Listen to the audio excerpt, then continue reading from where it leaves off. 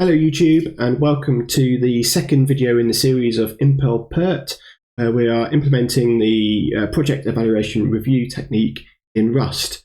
In the previous video we were just given a high-level summary of what a PERT analysis is like and what things we will need to do in terms of constructing a PERT graph, and then how we resolve the times, the early start times, the late start times, to identify what the critical path is, the critical activities within a project. And it's all around helping project managers identify the tasks that need to be, how the tasks affect the duration of a project. So in this one, we're going to showcase how we can basically initialize, or how I've initialized the library. So it's available on crates.io. Basically, this is kind of a recording to capture my own rationale for how we created the library. Hopefully some of the insights about how the rationale for how we created it and how it's structured will be useful for yourselves in creating your own crates for Rust. But equally, like I say, I'm still all new to Rust, so it'd be interesting to know how you're creating libraries, and if there's any ways that might be a better way to represent a PERT graph or solve PERT in Rust. So alternatives are welcome in the comments as well. So first thing we want to do is then start creating the library. So we can do that by doing our cargo new tac-tac-lib PERT. So that's going to create our new cargo packet, crate. We can then cd into PERT, and we can go to the source.lib.rs, which is the entry point to our library. So hopefully people are familiar with Rust, that's that's the starting point. And you get your add function with a test of it works. But we don't need all of this because we're going to create our own, creating our own PERT library now. So we'll clean all that out. And like I say, in this video, we'll just talk about the kind of the overall structures. Probably not implement any of the functions here, but all the necessary structs and traits are the things that we want to then implement in the next videos, where we actually we'll get into the code of how we actually implement the functions that I'm going to define here. The first thing I defined in this library is a struct called PERT task. I won't detail all the metadata in just yet, but PERT task is going to represent, it's going to contain all the data necessary to represent the task in the graph, and also the associations with the other tasks within the PERT graph. So it's going to be, everything revolves around effectively then a vector of these PERT tasks, and then we're going to then solve the PERT problem on those. However, though, this task is going to just have the necessary information. It's likely that anyone interfacing with this library will have a task struct in their world, which will have a lot more data, metadata about the project tasks that they're assigning, such as the names, the descriptions, the resources they might necessarily require, the people involved, the software that might be needed, a load of other information that we don't necessarily need for solving the PERT problem. So what I wanted to do in this library is then create a trait, and we're going to call it try into PERT task. And this trait is going to have a type of error which the consumer can design, and it has a function that they need to implement called try into PERT task, which will take self. It won't consume self. I thought it was important that they want to keep a version of the one, but it's going to effectively take create a variant, which is what we require, and it'll be a result of which will give us back a PERT task, and it will give us back all self error. So there may be something in their logic, and it's an option for them, because it could be that error is infallible, so I'll always return a PERT task. But it may be that there's something in the logic in how they generate that PERT task that they might want to return an error to their users. So that's an option that I thought we'd put into the library. So we'll have this trait that will enable us to create PERT tasks. And And of course, in the Impl of PERT task, we'll have some functions to help people create PERT tasks. We will also have a pub trait. I called it as the actual PERT itself, and it is again going to receive a type of error that a user can define, and this one's going to have an fn called try into PERT tasks, which will take a self and return a result of a vec of PERT task, or a PERT error, and I'll define that in a second. It will also do fn solve PERT, and it will go on to self, and it will have a option here that they can say the max iteration size. So we'll get to the stage where we implement PERTs, but as we iterate through the graph and how I've implemented that, there's a number of iterations that it might traverse the graph. There may be loops if they've constructed a graph that might have some self loops, and having a max iteration size can just catch that and report an error back that we've reached our max iterations of trying to navigate this graph. There may be some loops for the user to resolve. We'll get to that a bit later. But it has a solve PERT, which is actually going to solve the PERT problem, and it's going to return again a vec of PERT tasks and self PERT error.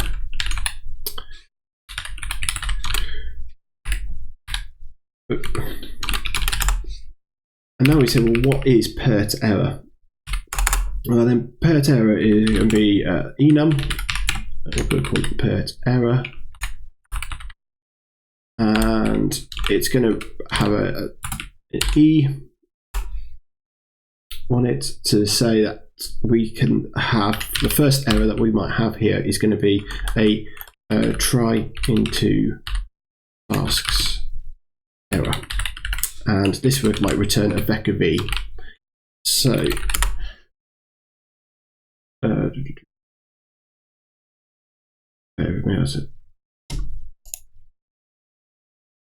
generic variable for git. Yes, okay. And then I need to, so then it's saying that I need to define what e is in here, which is going to be the self.error.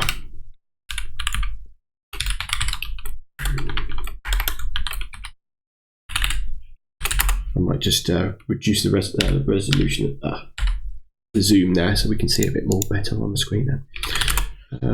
Oh, and I'm missing a couple of angle brackets. There we go. Right, so to take you through this, then trying to PERT tasks is going to effectively, you can imagine a library, the consumer is going to have a vector of their own tasks, and we're going to implement that. I'll show you that in a second. And trying to PERT tasks is going to iterate through those and return PERT tasks or errors to PERT tasks. And then that might return, so, well, you had a set of tasks that you've tried to turn into PERT tasks, but actually there's been one or more errors along that way. So then we would return that PERT error, which will be a try into task error, a vec of those errors. It may be one or more. Solve PERT equally will go through that self, try and turn it into a series of a vector of PERT tasks, as well as solving the PERT problem. So it'll either return the PERT tasks with all the completed information, and then it will return a PERT error, which may be one of these, and there's still more to be added. But this at the moment will have definitely the try into task error, where try to convert self into a series of PERT tasks, and there's been errors along that way. So the beauty of this trait as well is that actually we can make this quite generic. So we can say if we implement it for any type of t, we can impel PERT for it, where it's a vec of t, where t implements try into PERT task, and also needs partial equals, we'll see that in a moment, because we want to make sure that there's no duplication of tasks, and we'll do that on the task ID. So what we want to implement, we'll do that implementation for the users, so they won't actually have to do that. All they'll have to do is then use PERT in their crate. They'll import that trait, and if they have a vec of t that implements trying to tasks and partial equals, then we can run our PERT analysis on it. It makes it that simple for the users. The only thing they'll need to do is implement the try into task. So that's the only function they'll need to implement. Then they can import the rest and they'll get that functionality. So here we'll have type error. So let's start implementing that, which is going to be t.error. So we're going to take the error from the t as they try to implement trying to PERT task. And we can also, we can then start to, let's do fn into that. We'll do this as to do. I won't do that just right now. And fn solve PERT. We'll put that as to do. And that's okay because we're not using a variable at the moment. So what we've got here then, let's just remind ourselves here, we've got our PERT task, which we're going to start populating with data that we need to solve the PERT task and store the information about. So these are going to be things like ID, the dependencies, the early and late start times. We've created this trait that's going to be try into PERT task. So that enables anybody else with another structure or data struct that they want to perform PERT on. They can then transform all of those tasks into a PERT task. They do it at the structs, data structure stage. We have this is going to involve a PERT error, and one of those errors is try into tasks error. So we have, imagine we've got this vec here, a vec of t of these tasks, and we're going to run this try into tasks. Anytime we hit an error, we're going to add it to a vector of errors, and we're going to return that back to the user. So if they've got 10 tasks, 2 of those error, they're going to get 2 errors back within this try into tasks enum. Otherwise, they'll get their vector of PERT task back, and that comes on this PERT trait. And we're going to implement that PERT trait. We'll implement it on any vec of t, where t implements trying to PERT task and partial equals. So really all the things that the consumer will need to do is implement the trying to PERT task, and then they can use the rest by importing those into their crate, into their library, and they'll get PERT. They'll get these functions for vec of t within their code. The other 2 bits, though, is that's let's say this is the route to solving task. We will also have the trait. We're going to call trait post process, and I've just got a couple. I'll only do a couple in probably this series, but in fullness of time there'll be a series of functions all for all sorts of analysis that you might want to do on some PERT tasks. For example, we might want to get what is the duration of this entire project out of this analysis. So this will return, let's say, maybe some kind of float 32. We may also want to identify and return the list of critical tasks. So we'll have a function on this trait called critical tasks. Oops, what I'm doing. Self. And this is going to return a vec of PERT task. So it's going to return the list of critical tasks within the graph. And we will implement this for vec PERT task. And we'll just put those in there as to-dos.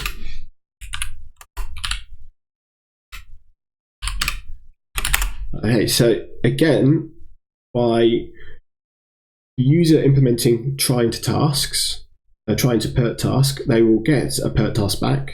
But because once they've done that, by us implementing PERT for vec of t, they'll be able to do that on a vector of their own structures. So that they will then return vec of PERT task.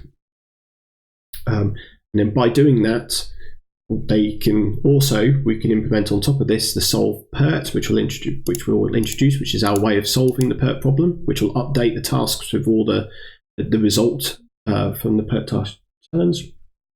And then we will have post-process, where again it's something that they can then implement. We'll have already implemented all the logic for the vec of PERT tasks. So by returning this, they'll also then be able to then, on that vector, call, well, what was the project duration? What were the critical tasks of that set of tasks that represent the project? We will also have one for a trait, and I've called this a Monty process. And this is for a vec of and this will be for the I'll just put one example down here for now. We might build this out later, but we have here, like, say, what's the mean duration of a project? So I talked about this post-process is for solving for one instance of that PERT graph. If we happen to be sampling durations from the tasks multiple times, so we might want to run PERT multiple times, sampling at different places along a distribution. What we want to do is this kind of Monte Carlo analysis. So the Monte post-process is going to go, okay, we're going to implement that on, let's say implement it on a Monte post-process for a vec of vec PERT task. I'll put that as a to-do. We're going to create this trait that's going to implement all the analytics that we can do on a vec of PERT tasks, which basically we've run PERT analysis multiple times, and during the generation, so if we go back up into this trying to PERT tasks and solving that, this vector task might regenerate and sample distributions and get different values for the durations for each of the tasks. Basically, we've got a different instance of the project that may occur. We do that multiple times over, and then we can use the processing of that series to say, okay, given that one task has a uniform distribution, one has a triangular distribution, one has a just a constant, it's always 5 weeks, whatever it may be. Given all of that information, sampling it lots of times, we can look at, what is the most likely duration of this project? What are the most likely tasks, given all of that variance? That's what our Monte process will enable us to do. I think that's, in essence, all the fundamentals of the crate. And we will also, once we started filling this out, I'll do a demo of how one might use this crate by creating our own task, a generic task that then implements into trying to PERT task. Sorry, up here, trying to PERT task. To show how we'd take one that might be from someone else's library, a task struct, convert it into a PERT task, then they get all this features and functionality about all this information about how, what the likely durations are, the critical path for their project. So I think that's pretty much where we need to get to today, which is just to outline all the bits that we need to do. And maybe one thing is going to be actually outlining how we're going to solve it. So in here, we've got this idea of solving the solving PERT. So if I just scroll back up to my reference. So the routes that we're going to take is necessarily the steps that we discussed in the previous video. So what we need to do is we are going to, and I'm going to just comment it for now because we're going to implement it in the videos to come. So the first thing we'll do is to get a vec of PERT task, which is in essence, what we're going to do is going to go self.try into PERT tasks. So that's going to be our first step, is actually by implementing try into PERT tasks, we will just call it within solve PERT to create our vec of PERT tasks. We'll then need to do something around creating the edges between tasks. So these are going to be like the parent and child relationships between the tasks. So we've got to have a couple of functions that will do the parent-child relationships. So I'll need to do that, and then step 3 will be then solving for the early times. Step 4 will be then solving for the late times. That's it, yeah, late times. Solving for the late times and solving for the early times there. And then step 5 will be solving, returning the result. So that's what we need to do to then solve the PERT problem. It's just the same as what we discussed in the previous video. So yeah, we're going to have this vector of tasks. We need to somehow create some edges between them, some dependencies between them. I'll show that in the next video. We then go, right, okay, so we've got this graph structure. How are we going to navigate it to then solve for the early times? How are we going to then traverse it to then solve for the late times? We will have then resolved all the values in that graph, so then we can then return that vector of PERT tasks. Because we've got all the values from that, we will then be able to do our post-processing analysis here of a vec of tasks. It'll be our project durations and critical. If we were to do this multiple times over, so you could imagine just doing a for loop and just go solve PERT, solve PERT, solve PERT multiple times over, we'll end up with a vec of PERT tasks because we've created the graph multiple times, sampling from those distributions multiple times for each of the tasks. Then we can then look at, well, what is the mean project duration? What's the likelihood? I've evaluated lots of different scenarios, and now what's the mean duration? What are the typical critical tasks? Are there ones that are always on the critical path? Are there ones that go in and out of the critical path? It gives you a bit more richer information of what that project might entail. So that's I think enough for this video. These are all the fundamentals of the library. PERT task, everything that we've got, which is going to include all the data, metadata, and we'll add that to it in the next video. That's what we're going to use to solve. We have a trait try into PERT task, which then enables anyone with any other structure, which will have a lot more information about the tasks, put it into a task that we can then use to solve the PERT problem. We have an error. For now, we've only got one, which is try into task error. We'll return a vec of E, which will be user defined, when they try and take their structure and return a PERT task. Then we have this trait called PERT, which will effectively iterate over trying to PERT tasks, either then being able to return a successful, we've been able to take the user's tasks and return a series, a vector of PERT tasks, or a PERT error, and maybe that will be the try tasks error, and it may be one or more of the tasks they've tried to convert that haven't, and so they get that information back.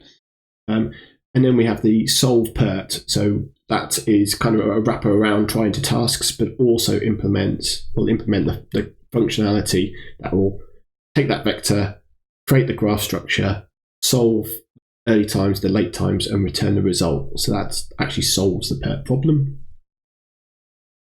Once we've got that vec of PERT tasks that have been where the problem has been solved, we have then will automatically create. We've created these traits and automatically implemented the solutions for those traits that then give them some useful analytics. And these are not all encompassing, exhaustive. There are some of them which, for example, you might want to know, okay, what is the project duration? What are the critical tasks? And if you've done this multiple times over to sample a series of distributions, we've got the trait here for Monty post-process, which then will give you like mean project durations, and it'll be like the typical what's typically on the critical path, and we'll implement those later. Hopefully that all makes sense. Gives you a taste of what we're going to now like actually implement. Actually put the code in there to implement each of those functions, and at the end we'll also then be a consumer of this library and create a generic task struct that will implement try into PERT task, which will then show you how one would might interact with this library. So thank you very much for joining us. Hopefully that's interesting, and I will see you in the next one.